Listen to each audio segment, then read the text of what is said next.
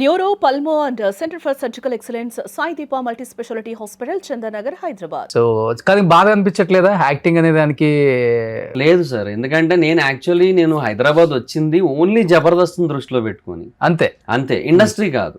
For me Jabardasth is my industry. Okay. So అట్లాగే అనుకొని వచ్చాను. సో దాంట్లో ప్లేస్ కోసం కష్టాలు పడ్డాను స్టార్టింగ్ లో. తర్వాత దాంట్లో ఒక మంచి పొజిషన్ కి వెళ్ళాను. టీమ్ లీడర్ కూడా అయ్యాను. ఒక 18 స్కిట్లు చేశాను టీమ్ లీడర్ గా. ఆ తర్వాత జరిగిన కొన్ని బ్యాడ్ సిచ్యువేషన్స్ వల్ల బయటకు వచ్చాను. సో ఇంకా నా డ్రీమ్ ఫుల్ఫిల్ అయిపోయిన ఫీల్ ఉంటది ఒక సైడ్. సో ఇంకా అంతే, పెద్ద ఏం ఫీలింగ్. ఇంత చిన్న ఏజ్ కి డ్రీమ్ ఫుల్ఫిల్ అయిపోయింది అనుకున్నా? ఒక డ్రీమ్ అంతేనా? మల్టిపుల్ డ్రీమ్స్ ఉంటాయి కదా, అందులో ఒక dream. Okay okay. So actual గా చెప్పాలంటే ఆర్పీది నీ కాంబినేషన్ చాలా బాగుంటుంది. అవునవును, మా ఇద్దరు 120 స్కిట్స్ చేసాం సార్. ఐ థింక్ ఆర్పీ అన్న మహేష్ అన్నతో గానీ బాబీతో గానీ కూడా అన్ని స్కిట్స్ చేయలే. మేమే ఎక్కువ ట్రావెల్ అయ్యాం. ఓకే. సో అటు సైడ్ ఏమో అభిది మన ఆదిది ఎంత బాగుంటుంది ఆ కాంబినేషన్. తర్వాత అంటే వాళ్ళ రేంజ్ ఈక్వల్ బాగా మీరు అది మెయింటైన్ చేశారు. అవునవును, మీ ఇద్దరు కాంబినేషన్. చెప్పాలంటే ఆర్పీ కూడా మంచి ఆర్టిస్ట్, చాలా మంచి ఆర్టిస్ట్ సార్. ఆర్పీ అన్న స్టాండప్ చేస్తారు సార్ ఈ సెట్స్ లో. అసలు లిటరల్లీ ఒక పావు గంట నవ్వుతాం అసలు ఒక 2-3 డైలాగులకి. అలా ఉంటది అక్కడ. ఓకే. కానీ ఆర్పీ వెళ్ళిపోయిన తర్వాత నువ్వు వెళ్ళిపోయావు కదా.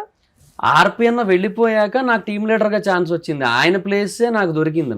ఓకే. నాకు టీమ్ లీడర్ అయ్యాను. తర్వాత మళ్ళీ లాక్డౌన్ పడింది. 18 స్కిట్లు చేశాక మేము టీమ్ లీడర్స్ గా, నేను జీవన్ అన్న. లాక్డౌన్ తర్వాత మా టీం తీస్తారు. ఓకే. తర్వాత ఆర్టిస్ట్ గా మళ్ళీ చేశాను, కంటిన్యూ చేశాను. బట్ అక్కడ కొన్ని సిచ్యువేషన్స్ జరగడం వల్ల, కొన్ని బ్యాడ్ ఎక్స్పీరియన్సెస్ వల్ల బయటకు వచ్చాను. బ్యాడ్ అంటే మరీ బ్యాడ్ అంటే పర్సనల్లీ బ్యాడ్, అంటే నాకు బాధ కలిగించేది. అది మళ్ళీ అందరికీ అది బ్యాడ్ అనిపించవచ్చు, అనిపించకపోవచ్చు. ప్రాక్టికల్ గా ఆలోచిస్తే మేబీ ఇందులో ఏముందలే అనిపించవచ్చు. బట్ ఏంటంటే ఒకటే మెయిన్ సిచ్యువేషన్, మా టీమ్ లీడర్ గా తీసారు, చంటాన టీంలో వేసారు నన్ను. ఆర్టిస్ట్ గా కంటిన్యూ చేస్తున్నా. సో అంతవరకు చేసిన దానికి కూడా ఎక్కడో వాల్యూ ఏమి ఇవ్వలేదు అనిపిస్తుంది. ఎందుకంటే కొన్ని స్కిట్స్ లో జస్ట్ జైలు కొట్టే క్యారెక్టర్లు ఉంటాయి కొన్ని. అవి ఎవరికి ఇస్తారు అనేది అక్కడ జబర్దస్త్ లో వాళ్ళకి తెలుసు యాక్చువల్లీ. సో అలాంటి క్యారెక్టర్స్ ఇచ్చారు ఆయన నాకు. అవునా? సో నాకు కొంచెం బాధ వేసింది. అంటే అట్లీస్ట్ ఇవ్వకపోయినా పర్లేదు, ఇదెందుకు అన్నట్టుగా నేను చెప్పలేను, నేను చెప్పకూడదు, చెప్తే అరగెన్స్ అనుకుంటారు. సో అందుకని ఇంకా సరే అన్న, డైరెక్షన్ డిపార్ట్మెంట్ తో మాట్లాడి టీం మారుతా అన్న, మీరేమైనా టీం ఉంటే చెప్పండి అంటే రమేష్ అన్న టీంలో వేశారు. దాబోద్ రమేష్ అన్న టీం. ఎందుకు అదే టైంకి మళ్ళీ శాంతి కుమార్ గారు, శశి, జీవన్ కలిపి ఒక టీం వేశారు మళ్ళీ, ముగ్గురిని కలిపి. సో అటు శాంతి కుమార్ గారు అక్కడ నుంచి బయటకు వెళ్ళారు కాబట్టి నాకు ఆ ప్లేస్ దొరికింది. సరే అని వేసారు నన్ను అక్కడ. ఒక షెడ్యూల్ చేశారు, 2 స్కిట్లు చేసాను, అయిపోయింది. నెక్స్ట్ షెడ్యూల్ కి ప్రాక్టీస్కి వెళ్ళారు. వెళ్తే రమేష్ అన్న, మహేదర్ నేను తీసాను నీకు తెలీదా అన్నారు. అక్కడికి వెళ్ళిపోయి నేను కూర్చున్నా ప్రాక్టీస్ కోసం. అప్పుడు మొత్తం టీం అంతా వచ్చున్నారు ముందు. రమేష్ అన్న కొంచెం లేట్ వచ్చారు, వచ్చి కూర్చున్నారు. ఆయన అంటే, మహేదర్ నేను తీసాను నీకు తెలీదా అన్నారు. అన్నది ఎవరు? రమేష్ అన్న, తాగుబోతు రమేష్ అన్న. ఓకే. అంటే నాకు తెలియదన్నా, మీరు కూడా చెప్పలేదు కదా అంటే, అదే డైరెక్షన్ డిపార్ట్మెంట్ చెప్తానన్నారు, నీకు చెప్పలేదా? లేదన్నా అని చెప్పి నేను ఒక ఎగ్జిక్యూటివ్ దగ్గరికి వెళ్ళాను. అప్పుడు జబర్దస్త్ ఎగ్జిక్యూటివ్. ఆయన దగ్గరికి వెళ్ళి అడిగాను, ఏందన్నా ఇట్లా. ఈయన ఫైట్ చేయలేదా తాగుబోతు రమేష్ గారు? దానికి రీజన్ ఏంటి, శాంతి కుమార్ గారు మళ్ళీ వచ్చారు. అక్కడ ఆయనకి ఫ్రస్ట్రేషన్ వచ్చి, ఆయనకి ఏదో కుదరలేదు, వచ్చారు ఆయన. ఆయనతో పాటుగా నరేష్ ను కూడా ఇచ్చారు వీళ్ళు, మన జబర్దస్త్ నరేష్. సో తనని ఇచ్చారు. సో నరేష్ ఏంటంటే ఒకటి punch based artist, 2 drama based artist కూడా. నేను ఓన్లీ పంచ్ బేస్డ్ ఆర్టిస్ట్ కదా. సో ఆయనకి బెటర్ ఆప్షన్స్ దొరికాయి. సో ఆయనకి ఏమనలేదు, ఆయన ఏమనుకోలేదు ఆయన. సో సరే నేను డైరెక్షన్ డిపార్ట్మెంట్ దగ్గరికి వెళ్ళాను. నాన్న నాకు చెప్పలేదన్నా అంటే, అదే మహేదర్ ఇట్లా జరిగింది, కొన్ని మార్పులు అయ్యాయి, నిన్ను చూద్దాం ఇంకో టీంలో ఎక్కడైనా ఇరికిద్దాంలే, నీకు చెప్పలేదంటే అదే నువ్వేం పెద్ద పట్టించుకో, పెద్ద ఫీల్ కావు కదా, అందుకే నీకు చెప్పలేదు అన్నారు.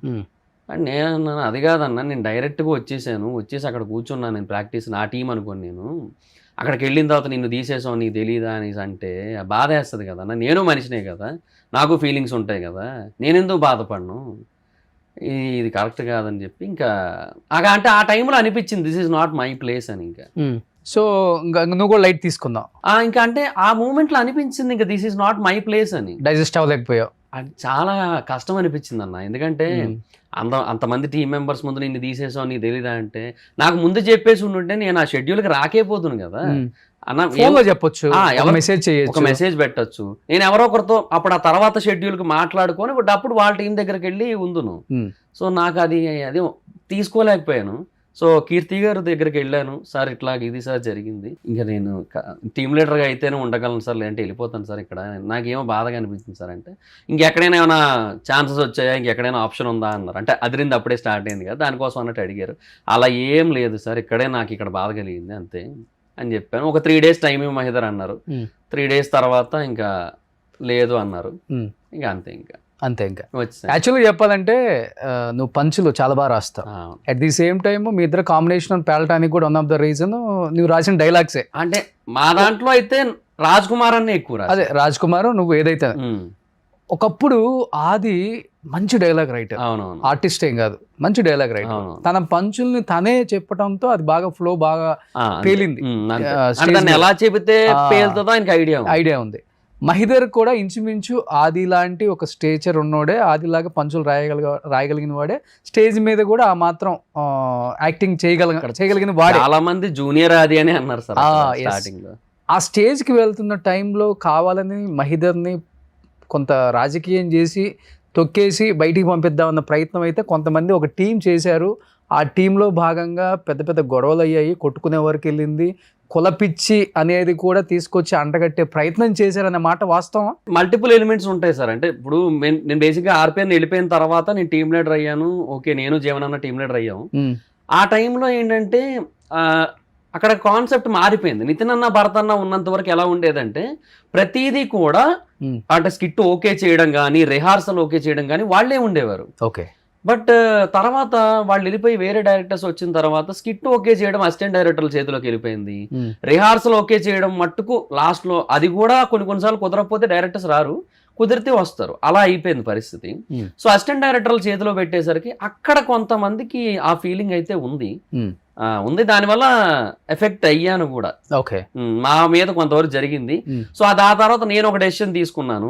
ఇప్పుడు అది ఆ రీజన్ నేను పర్టికులర్ గా పేర్లు చెప్దామంటే ఎందుకో కొంచెం చెప్పొచ్చు, నో ప్రాబ్లం, ఏముంది. ఆర్పి బయటకు వచ్చి చెప్పాడు, ఏమైంది?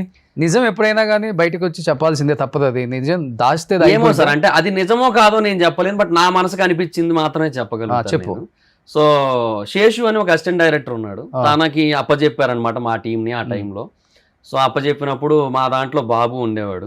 బాబు అని ఆర్టిస్ట్, అంటే ఎక్స్ప్రెషన్ సరిగ్గా రావని తన మీద జోక్స్ వేస్తుంటారు. యాక్చువల్లీ తను నా ఫ్రెండే, వాడి ఫ్రెండ్ పరంగా నాకు ఏ రోజు నాకు ఇబ్బంది అనిపించదు. కానీ సో శేషు అనే పర్సన్, బాబు అనే పర్సన్కి మాత్రమే సపోర్ట్ ఉంటాడు. టీమ్ లీడర్స్ మేమిద్దరం అనేది అసలు మర్చిపోయిన ఫీలింగ్ ఉంటుంది. కేవలం బాబే టీమ్ లీడర్ అన్నట్టేగా మాట్లాడేవాడు. బాబు క్యారెక్టర్కి ఎక్కువ లెంత్ పెంచమనేవాడు. ఏదైనా ఒక పంచి చెప్తే ఫస్ట్ నా క్యారెక్టర్కి అనేది అసలు వద్దు, ఈ క్యారెక్టర్కి వద్దు, అసలు ఈ క్యారెక్టర్కి ఇద్దామని, అంటే బాబు ఏదైతే క్యారెక్టర్ పర్ఫామ్ చేస్తున్నాడో దానికి ఇద్దామనేవాడు. బాబు కూడా అలాగే రాసుకునేవాడు ఆ టైంలో కొన్ని డైలాగ్స్. సో ఇట్లా జరిగింది. అప్పటికి ఆర్పి ఉన్నాడా? ఆయన లేరని వెళ్ళిపోయాడు. ఆయన వెళ్ళిపోయాకే నేను టీమ్ లీడర్. ఓకే, ఆయన లేరు. సో అట్లా జరిగింది. సో ఆ టైంలో ఇంకా మల్లెమాల బ్యాక్ సైడ్ ఒక రోజు ఆ టీ కోట్ ఒకటి ఉంటుంది, ఇప్పటికే అక్కడే ఉందంట అది. సో ఆ టీ కోట్ దగ్గర టీ తాగుతుంటారు ప్రాక్టీస్ టైంలో. ఇంకా అక్కడ ఒక రోజు నాకు శేషు గొడవ కూడా అయింది. భాస్కర్ ఉన్నారు అక్కడ పక్కన, బుల్లెట్ భాస్కర్. సో అంటే గొడవ అంటే మాటల్లోనే. ఆ శేషు ఏంటంటే నేను నా ఫ్రస్ట్రేషన్ ఇంకొక అసిస్టెంట్ డైరెక్టర్తో చెప్పుకున్నాను ఆల్రెడీ. అది ఆయన చెప్తారు కదా, మరి వాళ్ళంతా ఒక టీం కాబట్టి. శేషు ఇండైరెక్ట్ గా అంటున్నాడు, ఎవరో చెప్తున్నారట నా మీద ఇట్లాగా, నేను క్యాస్ట్ ఫీలింగ్ తో ఇట్లా చేస్తున్నాను అది ఇది అని చెప్పి అనేసి అది ఇండైరెక్ట్ గా అంటుంటే, ఏది ఎందుకు ఇండైరెక్ట్ గా అంటున్నావు, నేనే అన్నాను, నేనే చెప్పాను, ఇప్పుడు ఏంటి ఇప్పుడు అని నేను. ఓకే, అట్లా ఏం చెప్పావు నువ్వు? అదే తను క్యాస్ట్ ఫీలింగ్ తోనే సపోర్ట్ చేస్తున్నాడు బాబుని అనేసి నేను ఫీల్ అయ్యా. అదే నేను ఇంకొకరితో ఎక్స్ప్రెస్ చేసుకున్నాను. అది ఆయన అట్లా కాదు, నేను స్కిట్ బాగుండాలని చెప్పి ఏది బాగుంటే ఎవరికి బాగుంటే వాళ్ళకి నేను రాయించాను, వాళ్ళది అట్లా ముందు నడిపించాను అంతే అని చెప్పి తను. లేదు, నువ్వు ఈ ఫీలింగ్ తోనే చేసావు, అప్పుడు నువ్వు టీమ్ లీడర్లు ఫస్ట్ ప్రియారిటీయా, టీంలో వచ్చిన ఒక ఆర్టిస్ట్ ఫస్ట్ ప్రియారిటీయా నీకు, నువ్వు అది కూడా చూసుకోవాలి కదా. ఇప్పుడు ఇద్దరం పంచ్ బేస్డ్ ఆర్టిస్టులనే కదా. ఇప్పుడు నేను బేసిక్గా అసలు టీమ్ లీడర్ అయ్యింది ఇన్నాళ్ళుగా ఏ బేసిస్ మీద, పంచ్ బేసిస్ మీద.